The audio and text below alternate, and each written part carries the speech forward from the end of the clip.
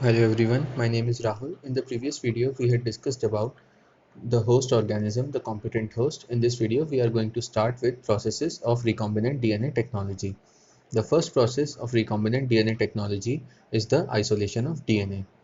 The DNA which is to be used either as passenger DNA or the host DNA, it is present inside the nucleus, which will be present inside the cell. So both are DNA of interest, and the vector DNA, they are present inside their respective cells.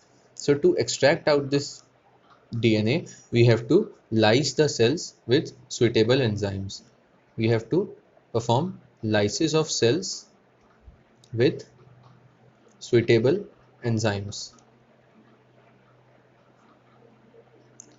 Now, the DNA which is enclosed within the membranes, we have to break the cell open to release DNA along with other macromolecules, which will be RNA, proteins, polysaccharides, lipids. So all types of molecules will be present, and we have to lyse all these molecules.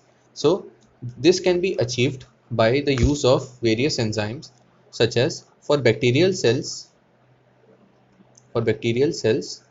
we will use lysozyme. For plant cells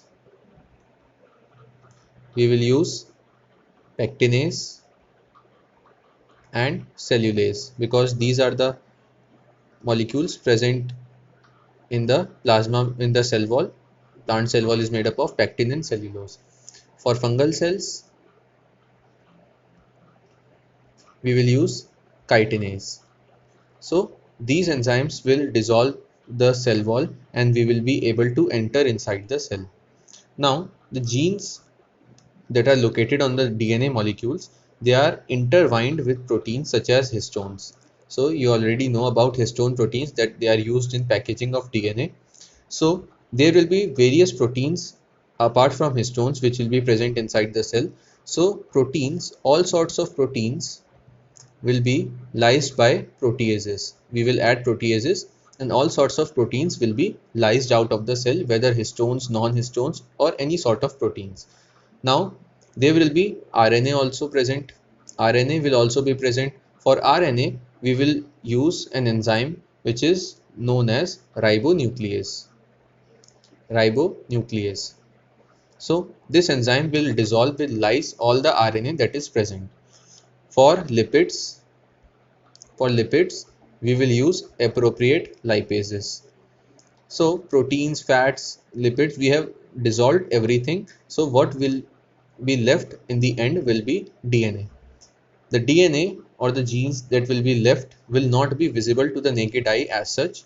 So what we do is we have to appropriately treat and purify the DNA that has been taken out of the cell.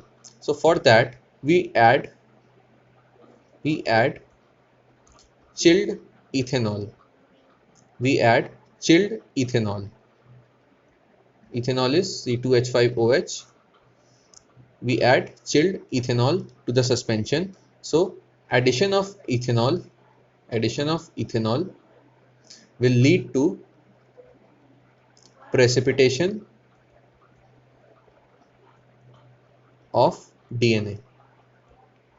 All other molecules have already been lysed, and addition of ethanol will lead to precipitation of DNA. Now this DNA that has been precipitated, it will be present as collection of collection of fine threads in the suspension. So the precipitated DNA after addition of chilled ethanol, it will be present as fine threads in the suspension. So this can be separated from the suspension using spooling, using a method known as spooling. As you can see in this picture, this sort of instrument is used. It will have a long arm and a loop at the end.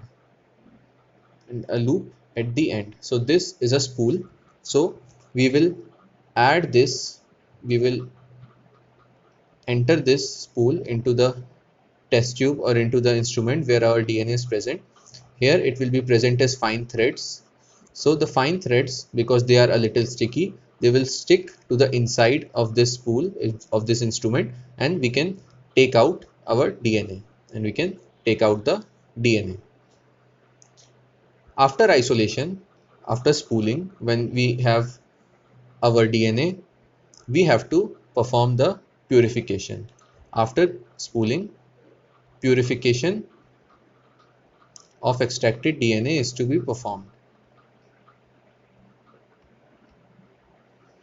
Now we already know that DNA, it is a charged molecule because of the presence of phosphate backbone. It is a charged molecule.